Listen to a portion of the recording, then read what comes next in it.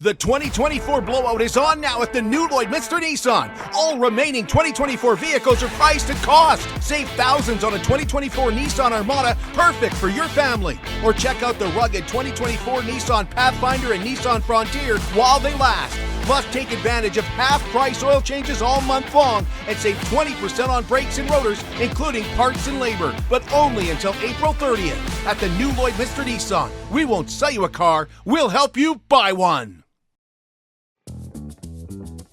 Local people, local news and events,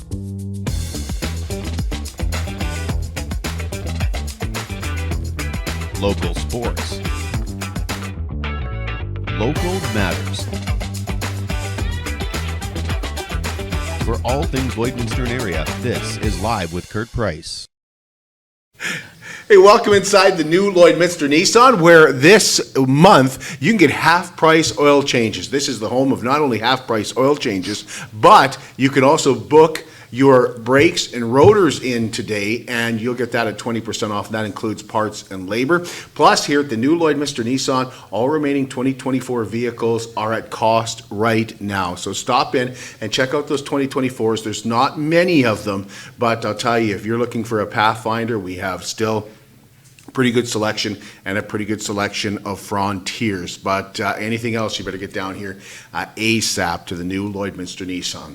Paul Richer is here. He is the chair of the Lloydminster District Health Advisory Council, and he joins us to talk about the health assessment survey for Lloydminster. Superior Water specializes in nothing but water, and with over 22 years in the business, they're proud and confident that their water and service is indeed superior. For iron filters, water softeners, reverse osmosis distillers, chlorine removal, and H2S odor removal, you can give Superior Water a call at 780-875-6636 or stop in and see them on their 57th Avenue location right beside Sheepskin Loft, and stay hydrated with pure, clean water. I drink Superior Water because it is superior water.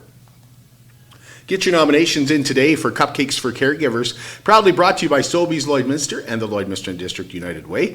Marie Cube, who is a driver for Border City Connects and does such a wonderful job, and when you talk to her, she just gets to know her patients, I guess you would call them, when she's driving them to and from other centers. And also, Marie spent 43 years at the Lloydminster Hospital, so she was our latest recipient for Cupcakes for Caregivers. And if you would like to nominate a deserving caregiver, we just encourage you to do so. Don't hesitate. Just send us an email to livewithkurtprice@gmail.com. All caregivers are eligible, and we keep all the nominations in from week to week to week to week. So get those nominations in for your special caregiver today.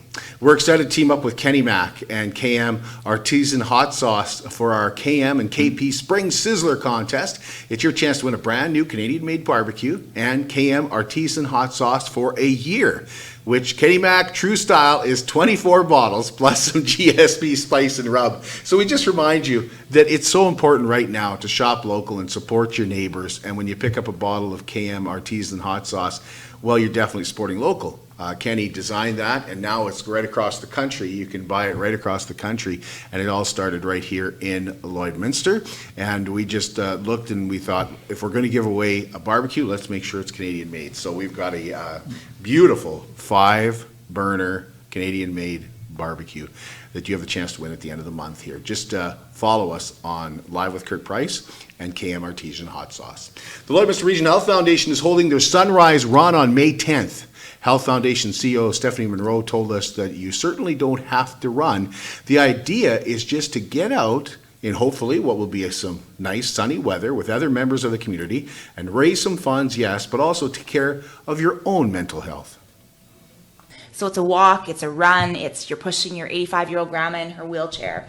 It's getting your 2-year-old child to run on the tricycle while you walk, right? It's really about building the ability for us as a foundation to have more funds in our Project Sunrise and Mental Health Fund so that we can help with more programs in our community surrounding mental health. Register your team today at 321gorunning.ca. I'm going to be running with the Legion team here in Lloydminster in support of veterans. The future of women's hockey is coming to Lloydminster for the 2025 SO Cup. From April 20th to 26th, watch the host Lloydminster Steelers face off against 5 regional champions from across Canada. One of those regional champions has yet to be crowned.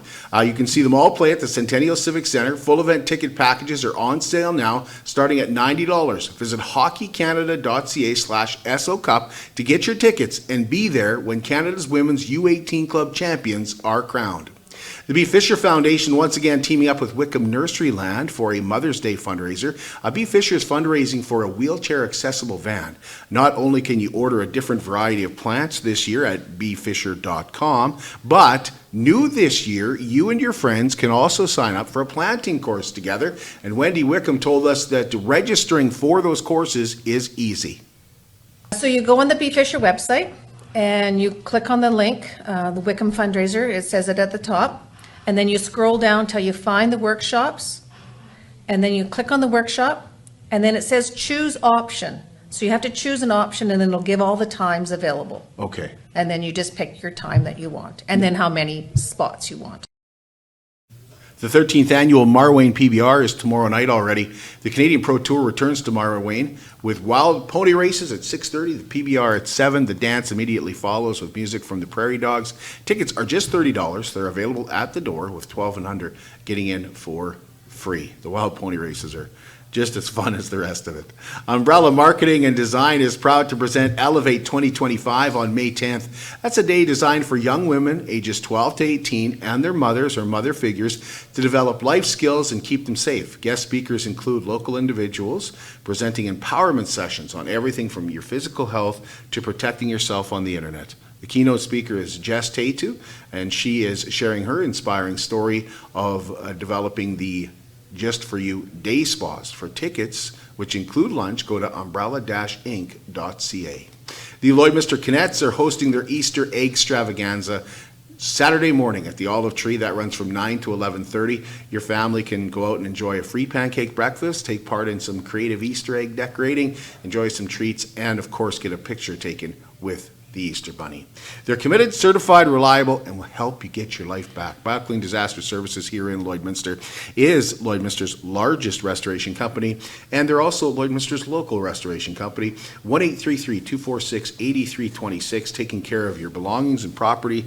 So important. But you know what really matters to BioClean Disaster Services is your family and taking care of you. 1-833-246-8326. We'll take a break, and when we come back, we've got Paul Richer here, and we're going to be talking about a very important subject here in Lloydminster, the Health Assessment Survey. At CK McKean Roofing, they understand what it took to put that roof over your head for your family. With over 20 years of experience under their belt, they strive to show you that with their workmanship and their integrity. Not all roofing companies are created equal, and that's why CK McKean Roofing encourages you to focus on your most important investments, your home and your family. CK McKean Roofing. Roofers do it on top. At Diamond 7 Meats, we work with local farm families to provide a high-quality product and a great selection for you. Try our mouth-watering smokies, pulled pork, roast beef, and more, made pure and natural with no additives or fillers. We offer custom processing, and our experienced team works for you to provide a selection of sausage, burgers, and jerkies made to your specifications. Take your grilling to the next level with a Yoder smoker. Complete the grilling experience with a Canadian-made, award-winning line of House of Q barbecue sauces. We're locally owned and operated, and we look forward to seeing you today. At Lloydminster and District Co-op, membership matters more. Because being part of a co-op means you're connected to something bigger than yourself. From long-held legacy by those who built our communities, to people you call family, friends, and neighbors. When you're a Lloyd Co-op member, you're an owner in a local business that prides itself on purpose alongside profit. You earn cash back, you help support causes that matter most, and you're building a better way of life for the next generation. Membership matters more.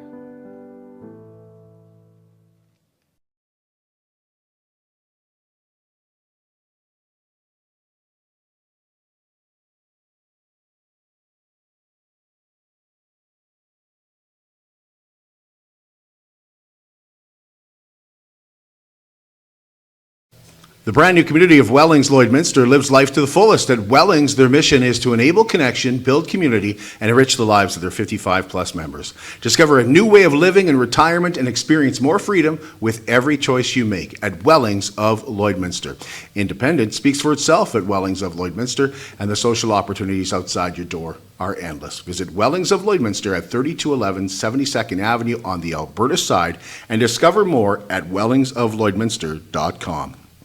Well, we want to welcome you back inside the new Lloydminster Nissan. Paul Richer is here. He is the chair of the Lloydminster and District Health Advisory Council, and they have done a survey that they're looking for your help with. So thanks for being here, Paul. Yeah, well, thank you for the invite, for sure. I hear that you were happy with our last talk with the hockey interview, whatever, last week, and that you had a few likes on that. So that's encouraging for me to keep on campaigning. Yeah, absolutely. So you, let's start at the beginning. You became the chair in 2020? Yeah, it was 2020 that I became the chair. Well, I just got on as a committee, but within the second meeting, I became the chair. So I guess I was the only one who put the hand up. Anyway, How long has the Health Advisory Committee been going then? I'd have to go back to the history books, but it's been around at least 10 been around years. a while, eh? 10, 12 years or so I can go back.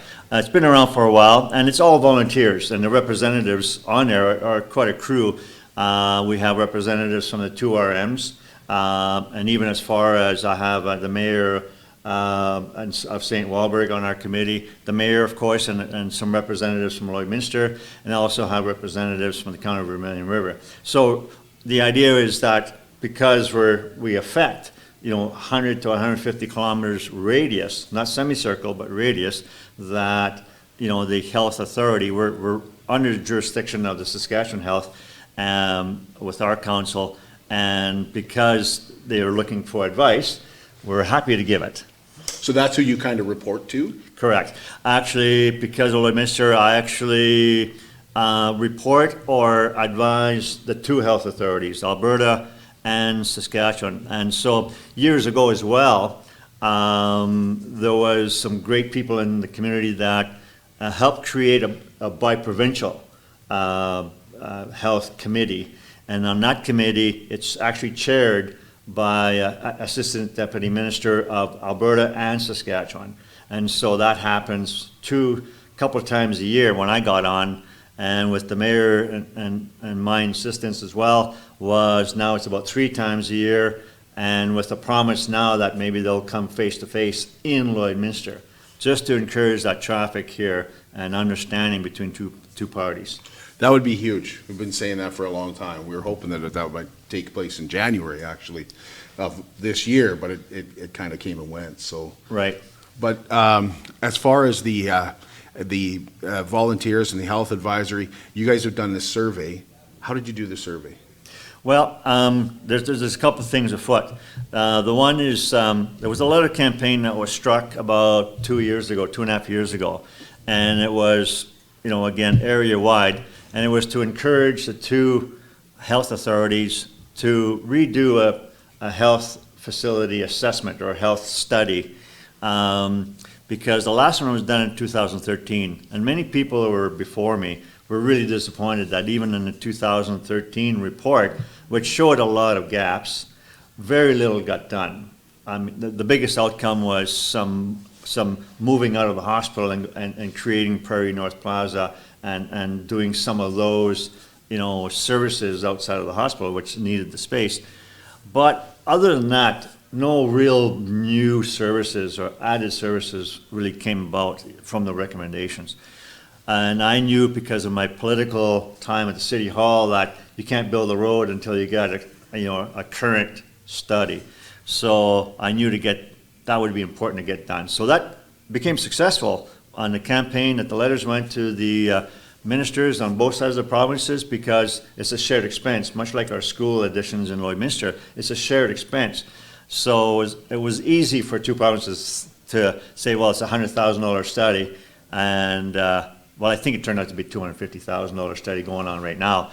And so Vancouver consultant got it, but the two provinces kicking in, and it should be done by the end of this year.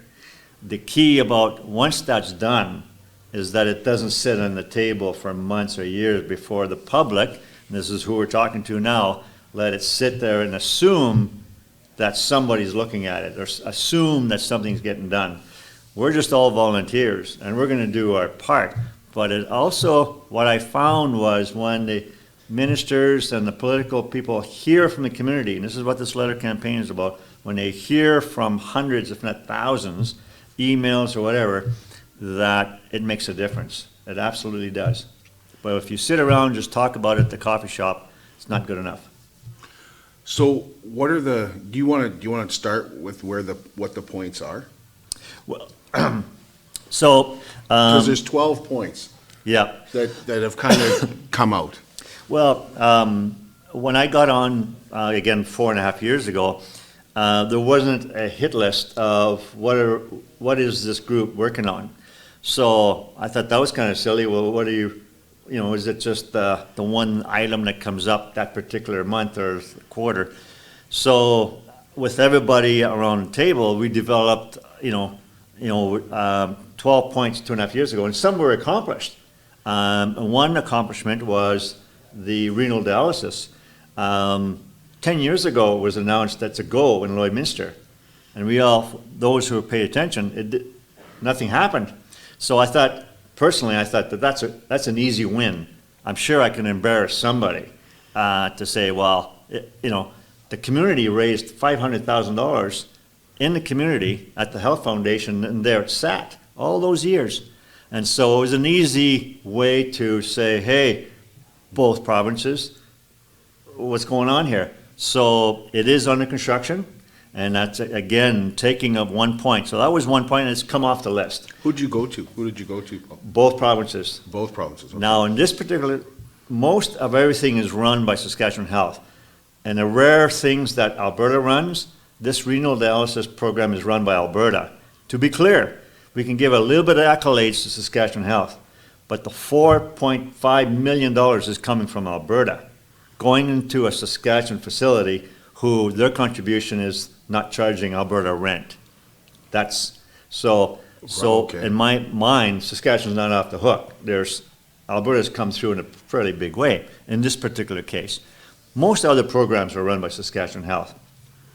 So I'm just going to go not necessarily in order of priority, it just happens to be where we hit it, because we didn't really prioritize there at this point. We're going to have a meeting soon about trying to prioritize these 12 points. But one Like of a them, meeting within the advisory council? yeah, our own council. Okay.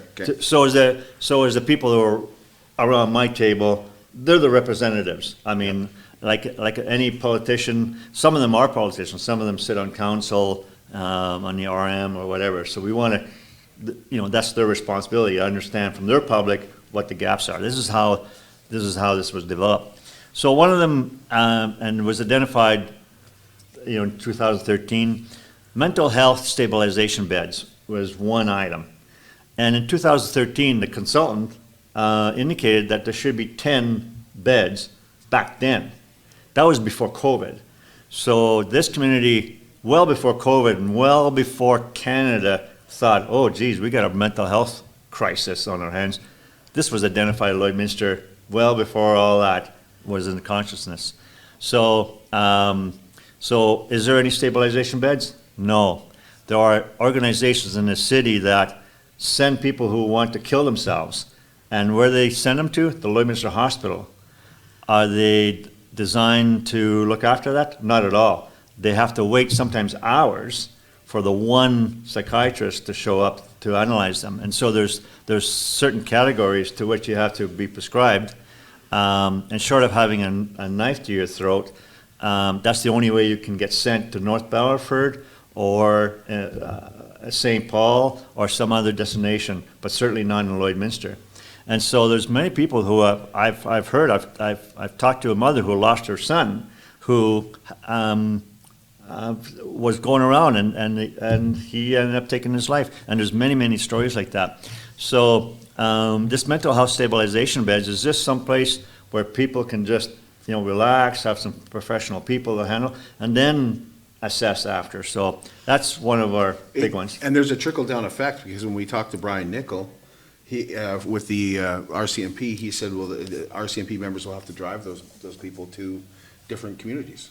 Well, yeah, so Like, the taxpayers are paying It the takes the RCMP. RCMP officer out of the community. Yeah, they drive to St. Paul all the time. Yeah. Or they can't drive to North Battleford because they're in Alberta RCMP, so it's some other RCMP has to pick them up, likely out of Maidstone, to drive them out. Talk about resources being lost. Exactly, yeah. Um, So we have no mental health beds at all. Correct.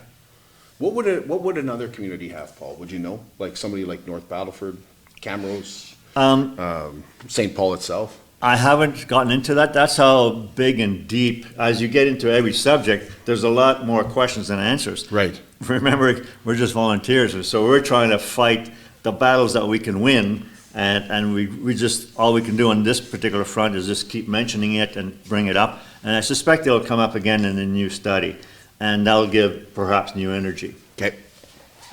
So it's the beds, that's the mental So health that beds. was one that hits top, and I think everybody would agree, is cross-border medical file sharing is for sure one of our top ones.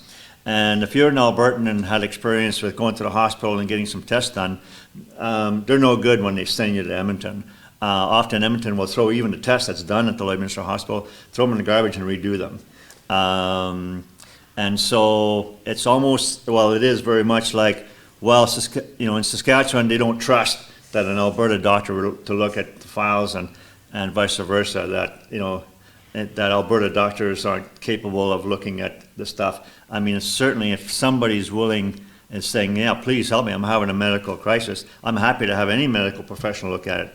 But that's the problem across country. We don't have a cross-country medical file sharing system. Everybody's system is different across this country. So we assume on many things. And so what I'm trying to advocate is, you know what? Canada, now we're hearing about cross-border. Maybe we should be able to send beer across the highway over here. And beer, I guess, got undone in about 2 weeks after Premier Moe found out that, geez, what's the big deal with that? And he got it done.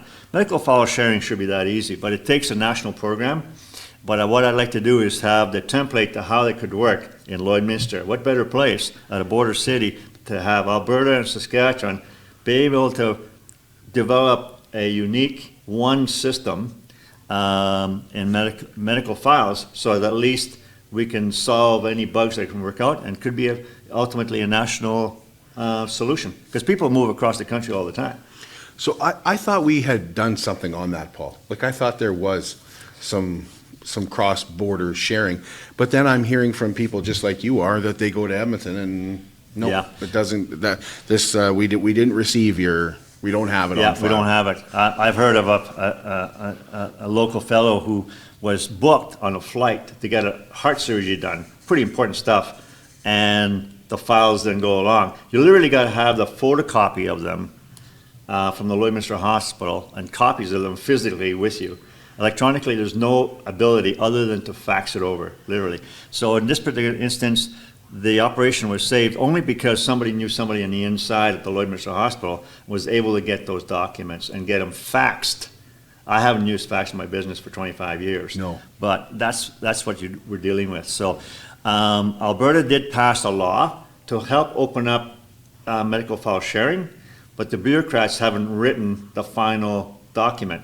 This is now 2.5 years.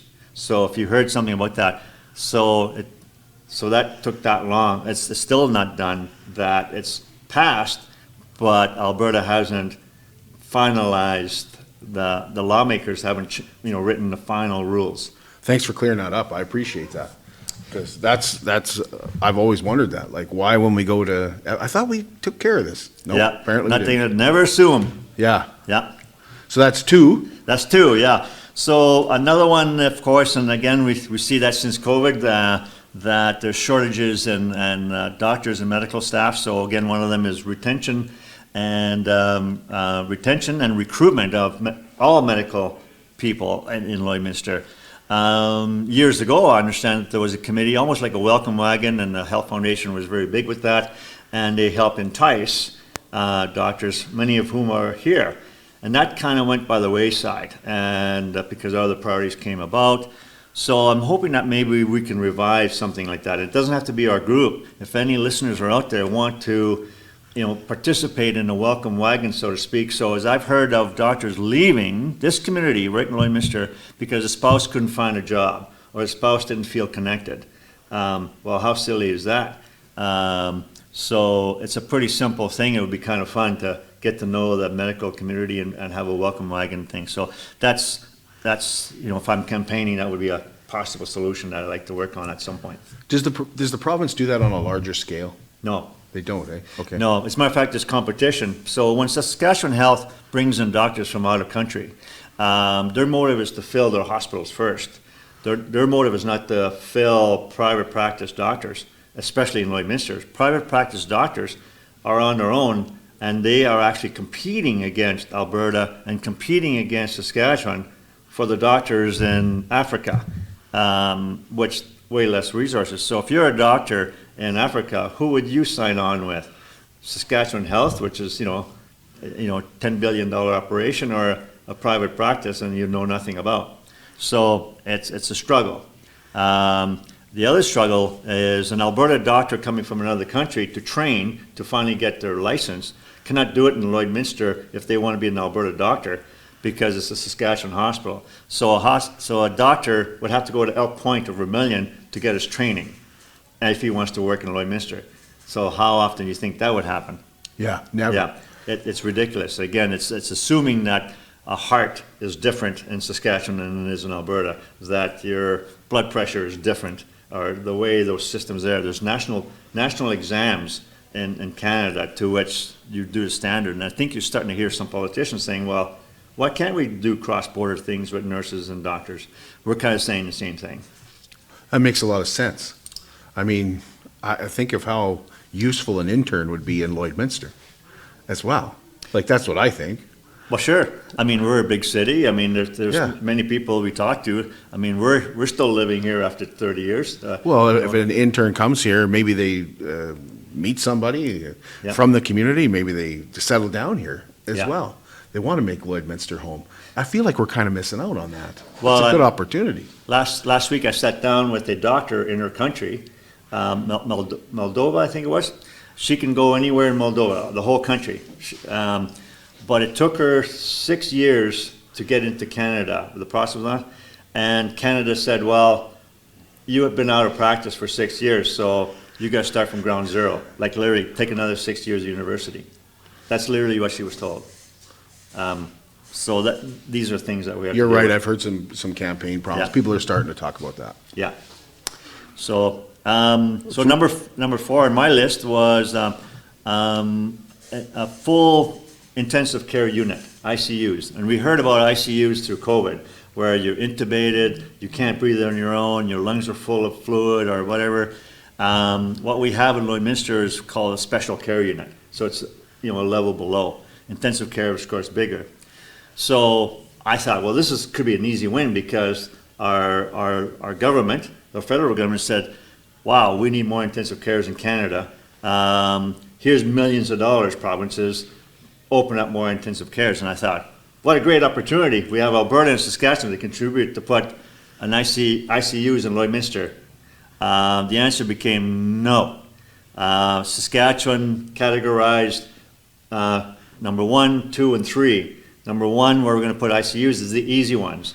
Regina, we can easily add on some stuff. We've got our professionals already there. Yeah, we can easily do 4 beds there, and away we go. Category 2, well, a little bit more work. We don't have to do as much work and whatnot, and we can open up those beds. And guess where Lloydminster ended up? Level number 3, the last one. And probably as already by now, COVID being done, there's likely, I don't know for a fact, no more money left. So we missed out on that opportunity. Would that be, if we did have an ICU, is there room at the hospital? I would assume that there's very little room. That's probably some of the issue. And it does take a higher level, because there's 2 aspects to a lot of medical things: space and equipment, and the professional people to do it. There is no level of trained people to do the ICU. So again, with the shortages that go on, that is a challenge. But until you take it on, why not? Until you start working on it. Right. So to be fair, there is issues around it. And again, I might have mentioned to you before in our last podcast, this hospital was designed for a population of 15,500. And of course, just the city alone is 35,000, never mind the surrounding area. And so the staff are running off their feet, and yes, it's congested, and there is hardly any room. I'm happy to see that the renal dialysis is moving out of the hospital, and yes, that space is going to get utilized right away, likely just for standard beds. But that's what's going on. Right. That's amazing to me that there has there been upgrades, Paul, that you know of at the hospital? Well, it was a really, really good one. That was about 3 years ago. There was a fellow that was having a mental crisis, and he got turned away, like many do. And I understand that individual stole a vehicle later on in town and drove it through the front doors. So when you see brand new sliding doors and a whole new front entrance at the Lloydminster Hospital, we can thank that particular fellow that had that crisis. So that was one In a roundabout way. Yeah. Yeah. There has been some minor renovations in there. The biggest one, or the big capital expenditure, has been a new generator that'll actually do pretty well all the hospital, where before it only did part of it. And it took them a while, and that's now finished and operating. So that's been something that we didn't know about. That was something that was in there on Saskatchewan Health thing. So I call it a win because it's nice to have that. So that's we're up to 4. 4 now only, yeah. Yeah. So if you got time to hear another one. Oh, yeah, we got time. Yeah. Support and advocate for palliative care and hospice located outside of the Lloydminster Hospital. Now, this is huge. So outside of our own group, there was some local groups that decided, you know what, we'll help look at, almost like a private home, a private place where people can go for palliative care and hospice and get them outside of the hospital. And that group already, I think about 3 years ago, had developed a bit of a plan, a design, some cost. They had reviewed and around the provinces, both provinces, what other facilities like that were like. And they actually approached Saskatchewan Health and said, we'll build you the building for free. All you have to do is operate it. And they got turned down. Saskatchewan Health turned them down flat. Citing, well, we don't really have that example, we don't know how much it'll cost, we don't know if it'll really save us money. Meanwhile, in Prince Albert, there's one now open. They're on probably their second year being open. They're having, like anything else, they're opening, opening up a new business. So I'm hoping that once they see that it does save the province money, that maybe that group of generous people in Lloydminster could revive that and get it going. But right now, it's sitting flat. I'm disappointed myself that I hadn't heard that. Yeah, well, I hadn't heard that. Yeah, well, maybe they were quiet. They certainly did their advocacy with, the Alberta and Saskatchewan governments, and did that kind of under the radar. I don't think it was totally known throughout the public, but I think that's part of the problem with Lloydminster or any community, is everybody on board and having the knowledge. And I appreciate being able to articulate some of the things to make clear, because sometimes people aren't aware. Well, there was a lady in, I think it was Wynyard or Weyburn or something, about a year ago. She had offered to buy an MRI machine in Saskatchewan. That got a lot of stink, because they turned her down. But she said, I want to put this in the community, and I want to do this in memory of my husband. And I believe the province said, well, you don't have anybody to run it, so we're not going to do it, because then we'd have to supply. And that got a lot of play. So if you're loud enough, if the community knows about it and they make a little bit of stink about it, then maybe they have to take a closer look at it than just saying no. Yeah, well, and that's my point with your listeners is, assuming that, 2 or 3 people or a dozen people making noise is not enough. I got some bigger plans to talk about here soon about this letter campaign that's underfoot. But speaking of that was one of our other points. It kind of skips down, is a permanent MRI unit in Lloydminster. So envision this, in Saskatchewan, I think there's 3 or 4 in the province at most. 4 at most. In Alberta, I think there's 6 in the whole province at most. And they're distributed, nowhere near Lloydminster. What better place than Lloydminster to serve such a big 150-kilometer radius or more than to have 60% of the money to fund it and 40% of the money to fund it from Saskatchewan to have one in Lloydminster. And between two provinces to find the people to run it. There is private practice in Lloydminster that does that kind of work and ability, but it's private practice. But not everybody has the money or the time, because it comes out of your own pocket to do that. So if it became a need between two provinces, which we hear waiting time for it, what better place to gain? So that is one of our other items. Many of you may know or heard that Onion Lake had one in Lloydminster. And I had talked to the director of health, who's been there for 30 years doing that. And he explained to me that they had hired a consultant to do, the merits of, they wanted to make money. And the consultant failed them in some ways. They failed to secure enough support from Saskatchewan Health and Alberta Health because the technician or the doctor doing the MRIs was taking 100% of the money of the cost to do the MRI. So Onion Lake for many years were losing money from day one. And going back to both provinces, they didn't come to the table to make a decent deal. So it got sold, so Onion Lake sold it to cut their losses. That's what happened in Lloydminster. And I don't think Onion Lake got a thank you card from this community, but I think it's still owed. Wow. I had no idea that's what happened. Boy, I'm sure, Yeah. sure teaching you a lot of things. Yeah, I'm learning a lot. Jeez. Yeah, absolutely. All right. So I've lost track. We're up to 7, I think. But Yeah, well, that was number 6. Yeah. Now, because the space is so important in there used to be a chapel in the hospital. And about a year and a half ago or more, I found out, well, it got used up for medical purposes. Well, as I go back to, there are people who are dying in the hospital, and there are families who travel from far and wide, and some do believe in a higher power, and some want a solace place that they could pray or do something. That doesn't exist in our hospital, and that, again, with no fanfare. I understand there might be something underfoot. It seems to be top secret. I don't know. Okay. And so I'm hoping that one of the listeners that are involved with something that might be underfoot over there, please let me know, because as far as I know, there's nothing going on in that regard. So I think for those... that seems like it could be a win too, Paul. Well, to me, it would be an easy win. Even Yeah.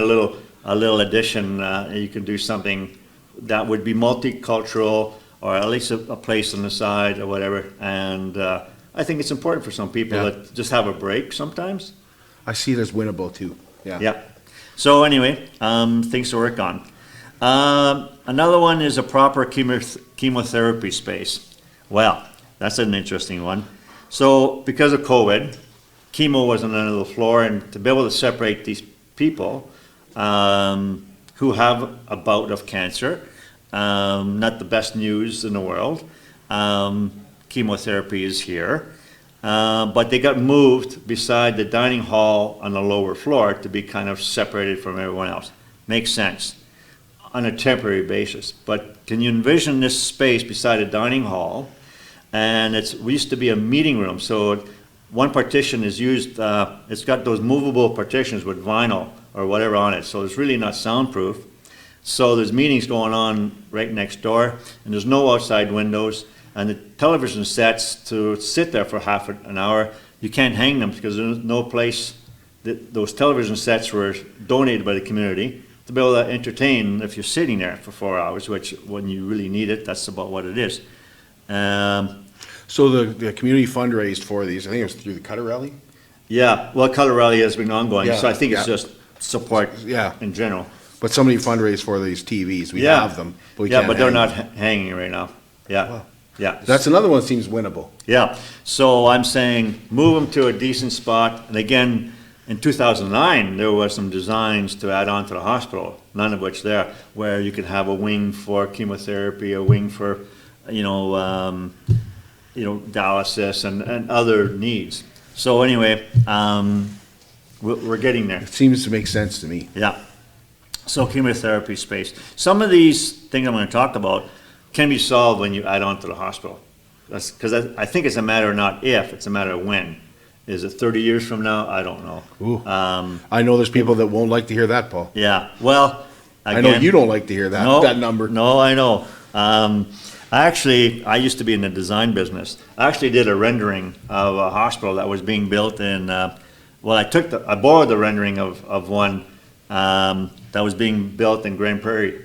And I sent it to the mayor, said, well, you know, should I promote this and for the Alberta side? New hospital in Alberta side, because I know that's been a talk. And he shut me down, but I haven't really dropped that one because I'm still debating, should Alberta build one in Lloydminster? Should we add on to Lloydminster Saskatchewan Hospital or do nothing? Well, obviously do nothing is not the option. So now we're left with two. After about 3 years, I thought, yeah, Alberta should build one on the Alberta side. It would solve a lot of things, but there's the argument that now you're sharing resources and whatnot, and there could still be some complexities to that. And, you know, as a Canadian, why not this cross-border? Why not solve the cross-border things and show that we can do this and add on to what we already have? We've got the land, we've got infrastructure, we've got the generator that can handle it in addition. So the jury's still out on that one. That's Okay. going to take a study. But where the hospital is, there's plenty of room. Oh, yeah. Yeah, I seen schematics of where it can be added. At worst, you can even add another floor in this hospital. Not the best building, but certainly towards the Ball Diamonds or Southwood you can. Well, you hear people say all the time, you should just build a new hospital. You should just build a brand new one. Like, this one has run its course. What's your thoughts on that, Paul? Well, again, you know, I guess it comes down to systems within it, whatever. That's the easy way to say it. I think there's some things that are salvageable. I think, you know, the addition could be big enough that at some point you can do the addition big enough and eventually take down the old part and redo it. You know, again, it's a big deal. It has to be some pretty forward thinking and kind of, but you definitely need to have the two provinces sitting at the table and saying, okay, what's the right thing to do Right. for our citizens on each side of our province? Well, has anybody ever come tour that hospital? Like, when's the last Well, there's time? been tours. I mean, yeah. I mean, it was fantastic. There was actually a tour. Our group has had Community Health Night 2 years in a row, and we're going to have another one in September. So that'll be something else. I'll probably come and ask to That would talk be to you great, about that. And where we had both Alberta and Saskatchewan health people here. And there was a tour in the Lloydminster Hospital, and they were touring the upstairs, and it was raining. And guess what? It was leaking. There was a roof leak showing up, as often you hear, and it's true. Yeah, there's been some issues many times with the building envelope. As a matter of fact, the building envelope, for those not in the construction industry, sometimes you hear about the the mold issue on condominiums and whatnot. That's the outside of your building is what sheds water out, and from almost the start, Lloydminster Hospital has had let water in, not only from the roof, but from the walls. Actually, within the first 5 years, I think they removed and replaced a lot of the windows and how the windows were installed at the Lloydminster Hospital. I heard they were installed backwards at one time. Well, and so the lowest price won, I guess. Okay, okay. So anyway, it's never really, so we're talking, I know the last budget, that's been deferred again for the fourth year. They had Saskatchewan Health had $1 million to work on the building envelope at the Lloydminster Hospital. That's not enough. That's probably going to be a $5 million job to do the whole building. My example is the Lloydminster swimming pool was done, and I believe that number was $1.8 million to do this. And you can see the size of that as compared to the size of the Lloydminster Hospital. About a year ago. Yeah. So prices have gone up since then, too? Yeah. Yeah. So how are we doing there? Where are we at, 8? Well, I think we're 9 here, Okay, anyway, at least. okay. So we're almost there, folks. One is a dedicated pediatric unit. So some people may know, but we're an amorous community. There's 700 babies being born every year. My 25-year-old daughter, there were 700 babies born every year. And out of all those babies, there's some that need pediatric help. Some of them aren't as healthy as we'd like, and so they need support. and there's zero space for toddlers, for the pediatric people that work here. There's nothing really decent for them. Again, this hospital is built for 15,000 people. So again, that speaks to an addition to do this thing properly, because I don't think people are stopping to have babies. Not anytime soon. Yeah, so that's been another one. Another one is additional operating room. There were some great people before that advocated that we had two advocated, there's money put together, and so yes, the intent was to do a full operating room, but because of lack of space, a partial operating room, in other words, they can't do all the operations that they typically do, was put on the second floor near the maternity ward. So a lot of it does do C-sections and a lot of minor surgeries, whatever, and great for that. So I call it that we have 2.5 operating rooms. If there was a bigger operation to do, they have to actually move equipment from, the other operating rooms and move it another floor to do that. So it doesn't happen. And so we're shorthanded. So the quick comparison, as much as we hate to do in comparisons, but we know I know that Lloydminster has been treated unfairly. So I'd say that Lloydminster has 2.5 operating rooms, where North Battleford has 4. So that's my example. That's a big, so we're a lot bigger than North Battleford. Yeah, as far as full Population circle, goes. if you just take the Saskatchewan side, we're equal within a few hundred people, we're equal size on just the Saskatchewan side of Lloydminster. And so, yeah, that is a wow, isn't it? Yes, Yeah. it is. Yeah. Okay.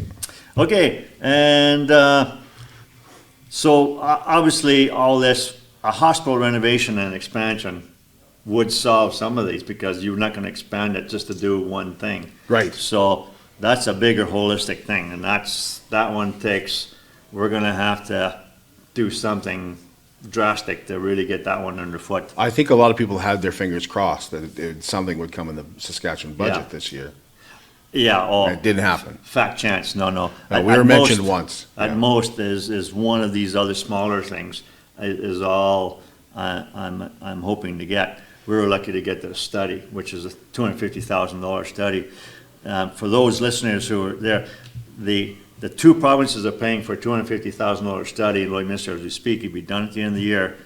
But as we speak, in North Battleford, from Saskatchewan Health alone, there's a $250,000 study to look at more long-term senior care in North Battleford. Same amount of money. Somebody is either getting overpaid or underpaid, because in North Battleford, it's strictly to look at long-term care, but for Lloydminster, it's all services, all health services, some of which Right. I've talked about. So, Wow. something seems funny there, isn't it? So North Battleford's doing a $250,000 study to see if they need more long-term care. Yeah. But you told me the last time we had long-term care updated in Lloydminster was 1977. Yeah, well, in Saskatchewan side, and this No, on brings- Saskatchewan side. Yes. What brings me is this letter campaign that is underfoot right now as we speak. This is week 1 there. And it's identifying, and this is one of our top priorities, because we've aligned with the Concerned Citizens Group in Lloydminster. And they're 160 membership strong, and they've been advocating for more long-term spaces, period. Whatever, different categories, different needs, there's just wanting more spaces. So what they've been able to do is identify and do a bit of a study to confirm what's going on. And so what we found was in North Battleford, which is the same population as Lloydminster, Saskatchewan only, within a few hundred people, that North Battleford, as we speak, has 250 beds. Lloydminster has 50, and On the Saskatchewan side. on the Saskatchewan side, what is called the Jubilee Home. And actually, hadn't had more than 50 since 1958 in Lloydminster, Saskatchewan. In 1958, it was the Jubilee Home. It got replaced to the one that is here currently, that was built in 1977. And so there's been no increase in Lloydminster, Saskatchewan since 1958. And so what we've seen in Lloydminster is a chart. They did a really wonderful chart, and I'm going to show you. There's a chart that shows a flat line of long-term care spaces that were done in Lloydminster, and flat line since 1958. Nothing, 0 new beds. And the Alberta side, we've seen Pioneer House, the Dr. Cook being replaced, the Continuing Care Center all being done, all with Alberta money and local support. And they grew it to 250 beds or 204 beds, sorry, in Alberta side. So it shows that there's been zero investment from Saskatchewan and all kinds of investment from Alberta. And as a consequence to that, about 30% of the Alberta beds are taken up by Saskatchewan, nice senior citizens that say, hey, I can get into Lloydminster, Alberta. And so it's been happening for decades by 30, 40, 50 people. And so there are people from the region that get moved away. And so it's not right and not fair. So right now, as we speak, we have a letter campaign. Our group and the Concerned Citizen group, you'll be able to see it online. Probably if you know any Rotary members in Lloydminster, they all have a copy of it. I think you're going to have it available on your Facebook page. I believe I'll be able to get the Chamber of Commerce to be able to have it online, where you can print off this letter and send it strictly to Saskatchewan, because my tagline is, Saskatchewan, it's your turn. Honor your seniors. Because what's happening is that seniors, and a couple, and I've met one this morning, where one spouse needs care and the other spouse can't do it. And they get sent up to 100 kilometers away. And that's depressing for both of them. And this is happening because there's been no action here. We'll take a break. When we come back, I want to dive into that just a little bit more. How can you help support the oil and gas industry and jobs in Western Canada? The answer is closer than you think. Sell your scrap metals to PWM Steel. PWM sells scrap iron to Evraz, located in Regina. Evraz's #1 customer is the energy sector, building pipes and plates for the oil and gas industry. PWM Steel is your locally owned metal recycler and steel service center in the area. Plus, they're a strong supporter of the community. PWM Steel, your top steel supplier for Alberta and Saskatchewan for 40 years. At Jason Arden Associates Cooperators, we're proud to be a top-rated local insurance company that offers flexible solutions and expert advice for all your insurance and investment needs. We'll work with you to tailor your insurance specific to your needs, and we offer investment advice that always puts you first. At Cooperators, one of our core values is to give back to the communities that we live in. Thanks to the support of our clients in Lloydminster and area, in 2023, Jason Arden Associates has donated $40,000 to local nonprofits, charities, students, athletes, and other special events. How does your insurance company support our community? I'm Brian Zinchuk of PipelineOnline.ca. I used to be a pipeliner, and I've spent the last 15 years reporting on energy in Saskatchewan. PipelineOnline.ca provides comprehensive coverage of light oil, heavy oil, lithium, helium, power production including coal, wind, solar, geothermal, natural gas, and nuclear. There's a lot happening in Saskatchewan's energy sector, and Pipeline Online is there for all of it. No one else comes even close. It's more than just taxes at L&A CPA. Assurance, accounting, retirement planning, estate planning, business consulting, financial consulting, farm program support, and bookkeeping. But yes, there is always taxes. The team at L&A CPA is committed to helping you achieve your best results and will be there to assist you every step of the way. L&A CPA, with offices in Provost, Vermilion, and Lloydminster. The 2024 blowout is on now at the new Lloydminster Nissan. All remaining 2024 vehicles are priced at cost. Save thousands on a 2024 Nissan Armada, perfect for your family. Or check out the rugged 2024 Nissan Pathfinder and Nissan Frontier while they last. Plus, take advantage of half-price oil changes all month long and save 20% on brakes and rotors, including parts and labor, but only until April 30th. At the new Lloydminster Nissan, we won't sell you a car, we'll help you buy one. At CK McKean Roofing, At Diamond 7 Meats, we work with local farm families to provide a high-quality product and a great selection for you.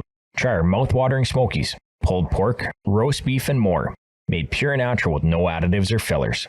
We offer custom processing, and our experienced team works for you to provide a selection of sausage, burgers, and jerkies made to your specifications. Take your grilling to the next level with a Yoder smoker. Complete the grilling experience with Canadian-made, award-winning line of House of Q barbecue sauces. We're locally owned and operated, and we look forward to seeing you today.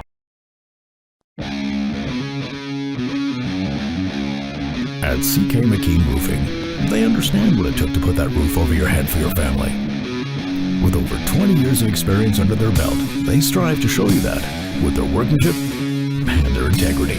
Not all roofing companies are created equal, and that's why CK McKean Roofing encourages you to focus on your most important investments, your home and your family. CK McKean Roofing. Roofers do it on top. At Lloydminster and District Co-op, membership matters more. Because being part of a co-op means you're connected to something bigger than yourself. From long-held legacy by those who built our communities, to people you call family, friends, and neighbors. When you're a Lloyd Co-op member, you're an owner in a local business that prides itself on purpose alongside profit. You earn cash back, you help support causes that matter most, and you're building a better way of life for the next generation. Membership matters more.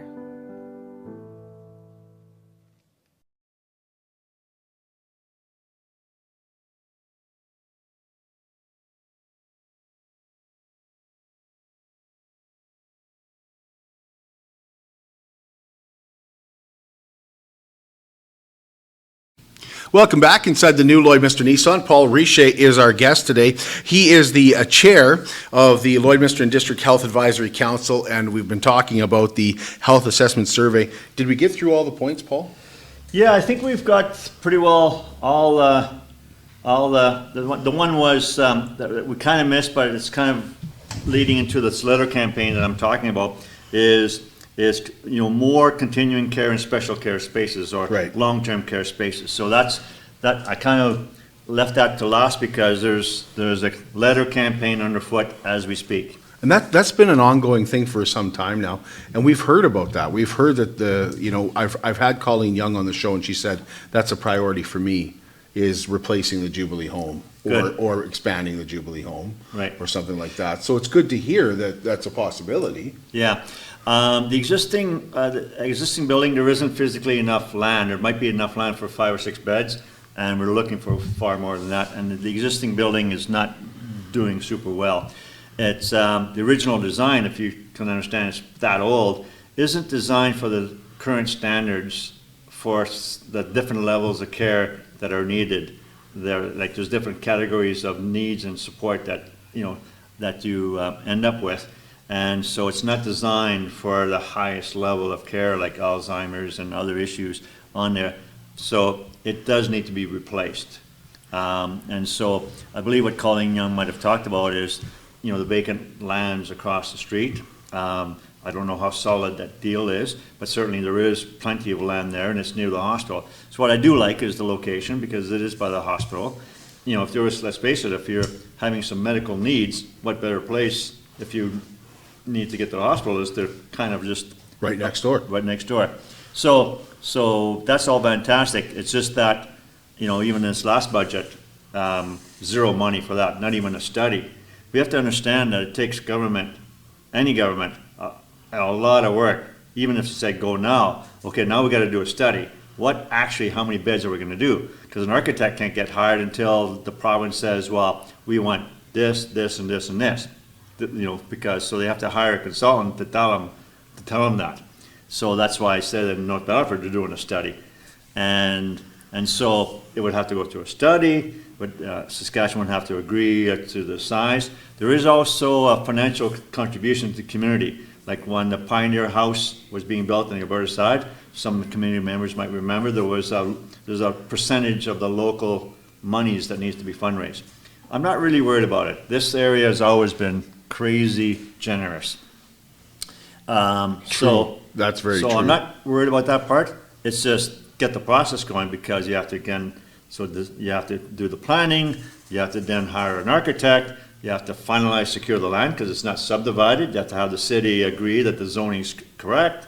You know, there's a lot of steps before you put piles in the ground. I call it red tape. Yeah. So, Paul, I just want to ask about the letter again. You know, there'll be various places where you can pick up the letter, get a copy of the letter. Do you want people to send it in to their MLA? And do you send it to both MLAs? Like we have, you know, Garth and Colleen. Should we be sending a copy to either of them, or is this strictly a Saskatchewan thing? And should you send it in yourself, or should you give it back to Paul Richer? Yeah, well, that's a lot of questions right there. Gee whiz. So the answer to that is there is likely no Saskatchewan money from the government on the Alberta spaces. This is Saskatchewan, it's your turn. Okay. You know, I don't foresee at all that Alberta would spend. As a matter of fact, Alberta is deliberately not building any more buildings. They're done. All the buildings in Alberta now will be privately run and owned. That's a specific program. Saskatchewan is still, you know, building senior lodging as we understand them. So the letter pertains to senior lodging. Yeah, it asks to move to specifically say Saskatchewan, replace the Jubilee home, period. And this is going directly to the health minister, not the rural health minister, which has the jurisdiction here, but we're going to the top, to the health minister himself.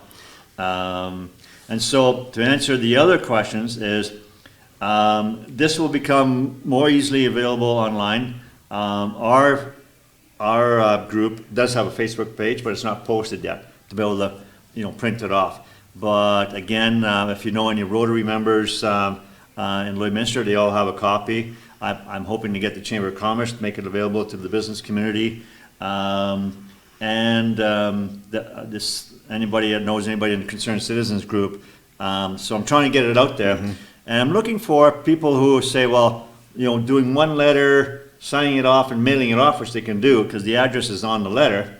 I'm hoping people will do more, especially if they know people in the Saskatchewan side and all the way to Maidstone and further out Neilburg, whatnot, because they all rely on a shopping center here in a lot of ways to do 10 or 20 of them. And there's two options: mail it off to the minister that the address is right on the letter, or the Jubilee home or the Legacy Center in Lloydminster is going to become a depository for letters. If people are inclined and would drop them off or know some of the members that are there, they will collect hopefully a few thousand, a couple of thousand or whatever it might be. And the plan is to deliver a box with all the letters in one fell swoop to Colleen Young's office with the media thereabout. And the plan is the media would follow that box in Regina or Saskatoon to the Honorable Jeremy Cockrell's office. And the media and CBC and whatnot, we're not going to do it unless they're there. And it'll be delivered there, or it might even be delivered on the floor in the legislature. So there's some choices on that end, but we got to get those few thousand letters in hand. So get the letter, sign it, put your address on it. Yeah, print, sign, put the address on it.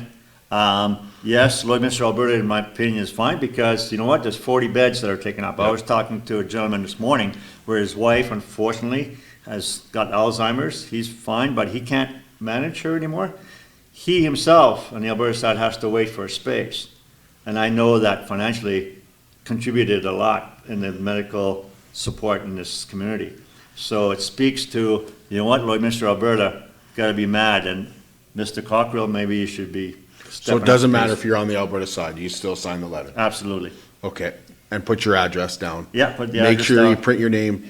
Yeah, print your name so it's legible. So is this legitimate? So, I mean, otherwise, a little scribble, well, I can do 100 scribbles myself. Yeah. But, you know, we want it to look professional and be serious. And remember that in this community, the last letter campaign done 2 years ago was successful.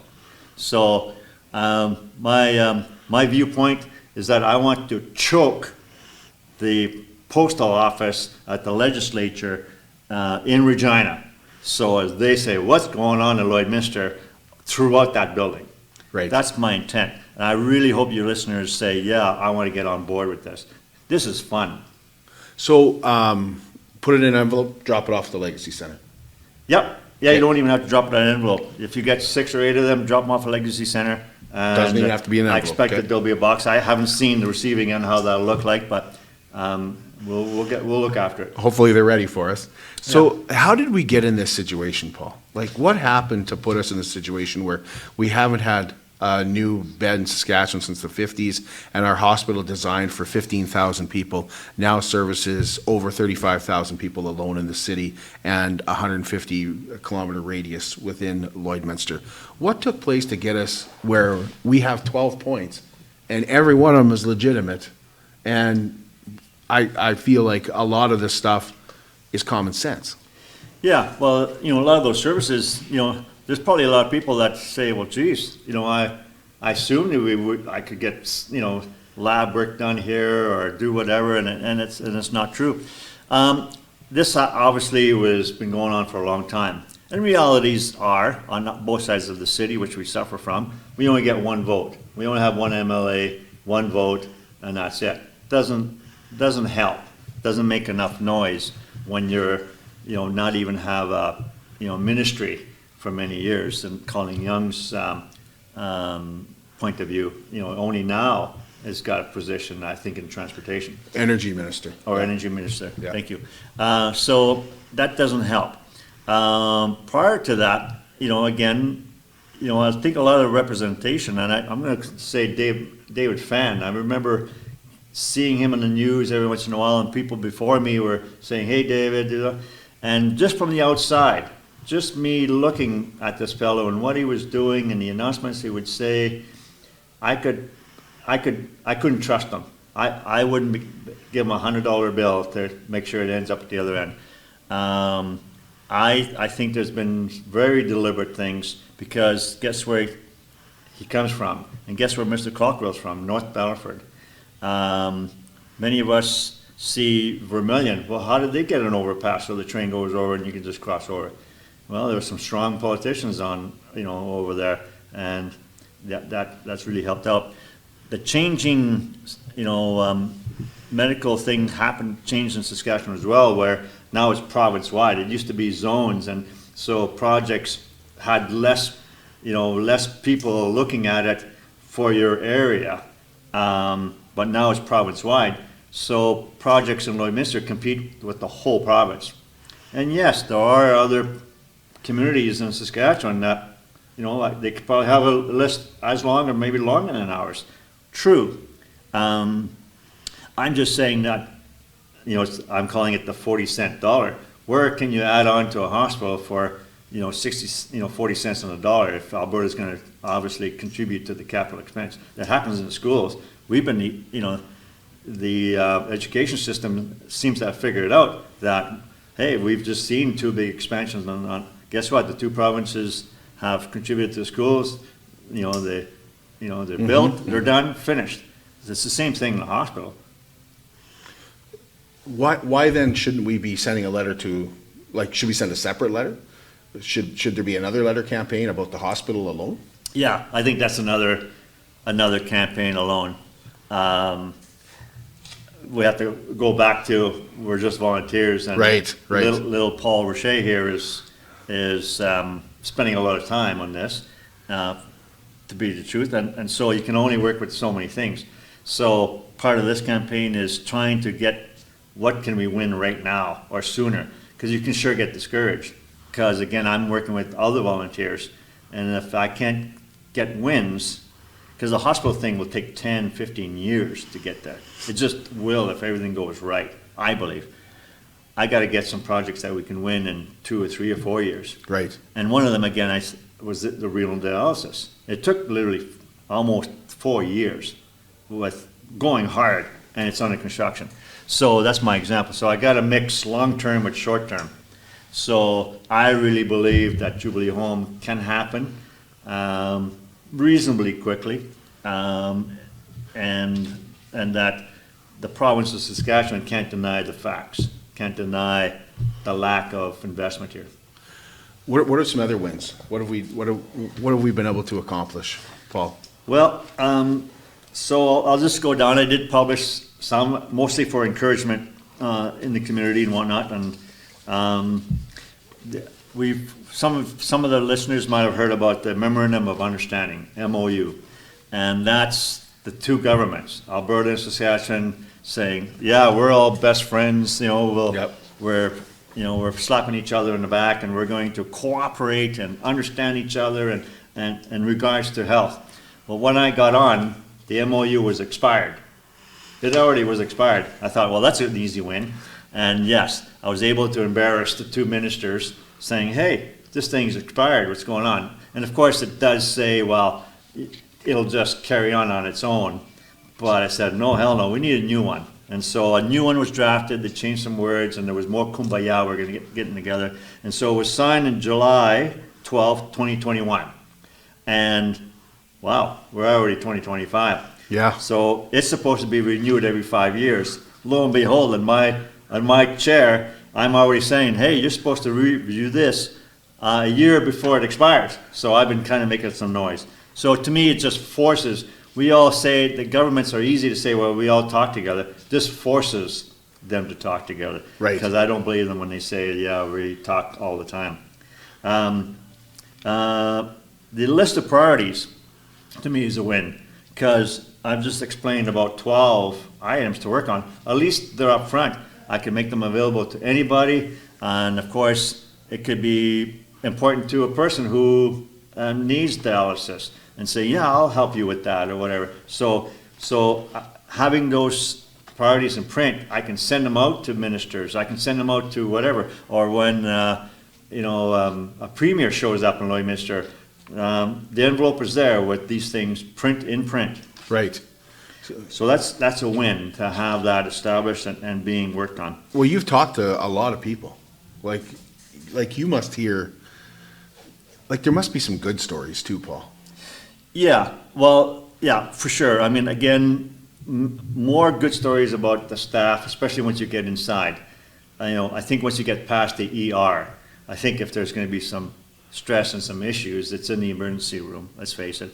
And that's not a fun place for patients nor people working at the front lines. There are some cranky people at the front lines in the ER, and I'm not going to name names because I don't know them, but they do need support. It's really hard when people are bleeding and doing something and yelling that they're waiting for 4.5 hours or 6 hours or 8 hours. Not good. But once you get past that and you're in, the staff are awesome. I hear it's hard to find a bad word for once you're inside, for sure, and that has to be said. Well, so, what do you think when you hear people say, well, I don't go to the Lloydminster Hospital anymore, I drive to Vermilion? Well, frankly, I can't blame them. If you're an Albertan and you've got some problems and you want to get a little bit quicker service, go to Vermilion. As a matter of fact, I've been thinking out loud, I'd like to choke Vermilion full, like packed full that they can't stand it. So as Alberta will say, well, what's going on in Vermilion? That might be another strategy. I don't know yet. But they're nice people in Vermilion. I hate to wreck their right. Yeah. But I've had care at the Lloydminster Hospital. The people that I know have had care at the Lloydminster Hospital. I just want to make clear, because people kind of identify this with the people. It's not the people, right? Right. It's the system. It's the system. It's not the people. And what do you think? Like what's the reaction to the people at the hospital? I feel like I want to make it clear, you're not criticizing them. Right. Yeah. Again, you're right. It's really the systems and the equipment are what they got to work with. So I've just listed all kinds of efficiencies. If you're a professional doctor and you're working in, and I know that the brand new operating room when it was just opened had roof leak from something else. Well, now you're shut down. And before this generator was on, I've talked to doctors. Wow, I'm doing an operation and my operating room shut down because the old generator wasn't good enough. So it's just, wow, what are we doing here? So yeah, it's just, That was another win. My other tagline, I said a tagline before, Saskatchewan's your turn. Look after your seniors in Lloydminster, or this region. It's not just Lloydminster, it's this region on the Saskatchewan side. The other tagline is Lloydminster is the solution, not the problem. And I'm talking now both, Saskatchewan Health and Alberta, because Alberta Health sends about $41 million to Saskatchewan to look after the Albertans on the Lloydminster, Alberta side. And so where's the accountability? Are they asking where did you spend the money? How's it going? I don't know. I mean, those are all questions, but is it adequate? Is it the same amount per person as the rest of the province? I heard it was slightly more, but let's face it, one government can't pay another government and be efficient with their dollars. Now you've gone to two hands of government to manage the money. So that's my example, right? That's a good example. Yeah. So some people have trouble trusting one government, let alone two. I mean, So now, yeah, so is the first government asking for accountability for the money they sent? And is the second government very efficient with their spending of somebody else's money? Right. To serve there, and I'd say no is my answer, but in both cases. Yeah. So the generator, that was a win though too, right? Yeah, so that was an accomplishment. I mean, it was something I'd been it happened to be under the Saskatchewan Health hit list of things to do. It was obviously couldn't get done, so it got done. It's a big generator. It'll do all of the hospital and maybe even expansion. The bonus was they were contemplating on the renal dialysis, which is next door in a separate building, that to hook up a power generator that they just built and hook it up there. But it was decided that the renal dialysis will have its own generator, which is a huge win. It doesn't take capacity off of the one we got to the hospital, and the dialysis is on its own. So that's a win, and that's all Right. a fantastic move. So really happy about that. So another minor win, although it seems minor, but I think a lot of it was just bringing attention, was the signage at the Lloydminster Hospital. On the sun side, on the morning sun side, so on the east side, it was faded, deteriorated. It looked awful. I mean, that's a presentation of a visitor coming into the hospital. That's okay. There's the signage. It was really, it took 2 years to get that changed out to have nice fresh signs, and it took 3 years to fix the parking lot on there. Anybody visiting at the hospital had to negotiate potholes, which is a standard in Canada, but come on, this is big operation here, and you're bringing people in an ambulance and you got to drive through potholes to get to the final last few hundred feet. So it got fixed this last fall, right at the end, and it took the mayor and those who support the mayor, it took the mayor to call the CEO of Saskatchewan Health saying, I'm going to camp out at this front of the hospital unless you get this done this fall. And the CEO got that he promised, and the mayor said, I want it in writing. And so it got done. But unfortunately, that's what it takes just to fix a parking lot. So that's the kind of effort it takes. Wow. I know. I didn't know that either. I'm learning more and more. You're going to be all the so time here. smart, Kurt. It's Yeah. You're going to go tell your wife all these good things and give her the wrong numbers and stats, but she'll just nod her head. Yeah, that's exactly what I do. Yeah. So elevators are being replaced as we speak. So after North Battleford got done first, and Lloydminster elevators are being replaced, so I assume they'll be modern and fresh and new and maybe even a little faster. But I did hear a true story where there was a lady that got into the elevator and it dropped to the basement floor. And I imagine with pneumatics, and there was enough pressure that she didn't get hurt, but it did drop. So it looked like it was needed to be done. So that'll be done and be completed by the end of the year. Oh, good. Another win is our group has done a community health night or community health meetings, and we've had good representation from Saskatchewan and Alberta, and pretty brave for them to be face to face in the community. I think we had our last year's in September I think we had probably 210 people there.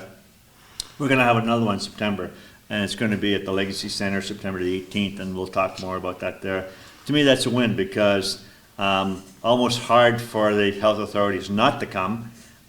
because it's all over the media right now as we speak, and the invites have been there, and so the format's gonna change a little bit. Our little group are getting questions ahead of time, like months ahead of time, very specific, where you can't wiggle out one way or the other, very specific questions. And we're going to send that to the ministry to get answers well before this meeting. And that to me will do two things. One is that'll be the format to the presentation, because some of these health authorities start talking about all the good things they do around the province, and they keep doing that, but our group wants them to talk about Lloydminster stop, Lloydminster region stop. And so we're gonna send those questions ahead of time. They'll be very pointed, very direct, and we're gonna have those answers, and they're gonna form part of the handout as that evening begins. And something that we hadn't done was open mic on the floor. We're gonna have some strong scrutineers to really monitor that, because we don't wanna hear people's stories for 20 minutes. We have to have direct questions, and we'll have some rules surrounding that, but we're going to see how that works for this year. So it'll be exciting. Look forward to that in September. Yeah. And the letter campaign, so the one that was done previously, it worked. Cornerstone Planning Group out of Vancouver are doing the work, and we're gonna see that report by the end of the year. So that's a big one, because that one now we're able to hang our hat on it. And you don't do a study unless you're convinced there's gonna be some gaps. Right. If you're gonna do a study and say, well, everything's fine in Lloydminster, well, you don't wanna encourage a study. I'm very confident that this consultant's gonna do the right thing, and it's gonna really identify the gaps. When does he do the study? Or they, It'll be finished by the end of the year. by the end of the year? So will they be talking to individuals, or they just spend time at the hospital? Like, how does that? They're gonna come in Lloydminster once. Okay. All of it is data driven. These are consultants that take data from Alberta and take data from Saskatchewan. They've already found that, the way Saskatchewan collects data on whatever area you're talking about is maybe a little bit different than Alberta. So they have to extrapolate the numbers and really try to make that work. So they got the work cut out for them. And maybe part of the report is, well, maybe one province or the other, maybe you guys should do the data collecting the same way. That's what I would do. Anyway. What do you say, Paul, to people who go, well, $250,000 to do a study, maybe we should just put that $250,000 into the hospital? Yeah, that doesn't even buy you an architect. I mean, let's face it, our arena is $100 million. Guess what the architect gets paid? $10 million. So it's a drop in the bucket. So, if we're gonna expand the hospital, I predict it would be probably $100 to $250 million expansion. Because again, everything's more expensive on the hospital grade materials. So guess what the architect gets of that? Yeah. Yeah. Well, it's, 10% would be an average, maybe higher. Yeah. So, So is people saying, well, $250,000, even, I had some people comment after you had said on the Border City Connect show, $250,000 in North Battleford. They're wasting their money, $250,000 to do a study in North Battleford. They already have the beds. they already have 253 beds, but it goes to show, in my next life, I think I want to be a consultant again. It is crazy how much money it gets spent on some of these things. I mean, that seems weird to me that they would spend that much, because that's just one specific item. I mean, all you got to do is the population of the area, what's the demographics of age groups in the region 100 kilometers around. I mean, Simple I think math. I could do that Yeah. at home. If I had a willing province giving me the data, like. If you had, Yeah. That's really interesting to me, but I think you cleared that up. Yeah. So, You have to have the numbers. You have to have the You have to data, have the to have the support. numbers. Nothing's gonna get done without that. Correct. Yeah. Whether it's, and we see that all the time with traffic counters, right? Sure, yeah. Gotta have the numbers, gotta do something to support. You're not gonna widen that intersection or put lights until Until the numbers are the there. numbers are there, absolutely. Everything wrong. Yeah. What are we forgetting, Paul? Am I forgetting anything? Well, we're almost, on the good list, I'm almost done. Ambulances was a a big problem for many years here. It was served by a company called WPD, which is a Saskatchewan-based organization. What I found out, and the Concerned Citizens Group were at the leading edge of this for many years and identified gaps in ambulance service. As a matter of fact, high levels of EMTs were not on the trucks, if you call it that, on there, and so that got fixed, whatnot. But the contractor didn't have a lot of support on the Alberta side from Saskatchewan, and it was what happened. They had a contract with Alberta, and with continued saying, well, something's still not right. It got found out pretty quick once Alberta and Saskatchewan really started looking at the data of this one contractor, that he wasn't delivering the services as he said he was doing it.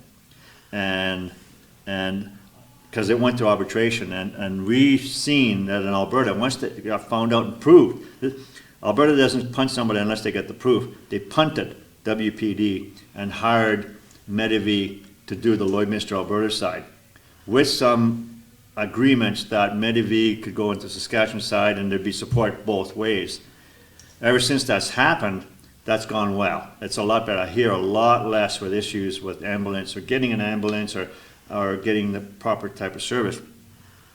Meanwhile, Saskatchewan said, we're not happy with WPD either. They really, didn't do a good job. So they actually tried to punt WPD from Lloydminster, Saskatchewan, because Medivy can do both provinces. They're in both provinces. And I supported that 100%.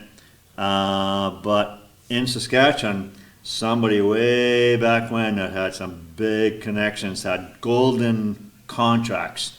It's hard. You might as well say it's better than a union job, is to get rid of a contractor that doesn't perform is near impossible. So went into arbitration in Saskatchewan. I was talking with them directly with the people who managed that in there as a bureaucrat, and they had the proof that this guy wasn't performing, that got paid what he was supposed to get paid, all the proof, and it went through arbitration. And almost a year went by, and arbitration's nearing the end. And unfortunately, and the Saskatchewan people were telling me that we're going to win. There's no doubt about it. The arbitrator passed away. Oh. Yeah, and sad for the family, sad for the whole process. And the answer is yes, we have to start all over from scratch. Meanwhile, I think WPD probably picked up their socks a bit. Again, I don't hear anything on the ground. At least we're way better than what we were before. I believe Saskatchewan is going to carry on with that situation, but to me that's a win. It's saying enough is enough. And it's been identified from this community, and that's because community members saying this is not right. Right. Yeah, so from that, it's gaps in SHA policy. So again, we assume many things. Not that long ago, some people, your listeners might have heard of a story where a lady brought her husband, and she wasn't capable of getting him out of the vehicle, so she went inside the hospital saying, I need help. My husband's in distress, of course you don't know what it is. And she was told, call 911. We don't do that. And I think it shocked her, and so of course she's trying to dial 911. And through all this process, and before 911 could come, whatnot, her husband passed away. And so of course, the Concerned Citizens Group heard about it, I heard about it, whatever, and said, well, what's going on with this? Turns out, you can go online in Alberta, and they have a province-wide policy to which when you come injured or come on your own recognizance on an Alberta hospital site, there are some policies to which you can get support. The person coming out, has to feel capable of doing it, whatever, but at least there's somebody going to do a step instead of call 911. What we understood from Saskatchewan was a policy that really existed in Regina and Saskatchewan and maybe 3 or 4 other communities. And we kind of generally follow what Saskatoon does, but they really don't. There was no real impression. So what our group did, and this is Lloydminster now, caused Saskatchewan to do a province-wide policy, province-wide, that is similar to Alberta, that you know what, you can maybe show up at the Lloydminster Hospital or anywhere in Saskatchewan, and the policy's in place. It might not be totally in place everywhere, but it is there because I checked. That someone could come out and if they feel confident they can help you out, that, okay, they'll help get you in. One or more people. Yeah, so that's a big win, and that's province-wide. This is, again, we assume these things are in place, but it wasn't. Right. And so, and that's pretty well our wins, anyway. Well, thank you, Paul. Appreciate your time. Yeah. We took up a lot of it. Where do I send the bill? Yeah. Well, I think I get to send the bill. okay. Yeah, I think it's the other way Yeah, around. we'll take donations. Yeah. Coffee, Tim Hortons cards, I'm good with that. Thank you, Paul Richer. Really appreciate your time, and we appreciate you checking in with us today from the new Lloydminster Nissan.